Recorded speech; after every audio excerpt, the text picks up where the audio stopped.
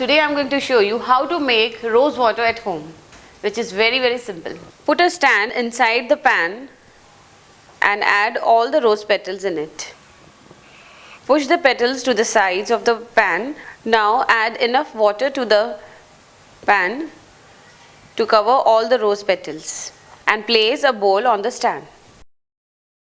Cover the pan with its lid upside down. Place few ice cubes on the inverted lid and let the solution simmer on medium-low heat for about 20 to 30 minutes. If the ice melts, you can add more ice cubes to it. After 20 to 30 minutes, when the rose petals turns white, turn off the heat, remove the bowl from the pot and allow it to cool. Your rose water is ready.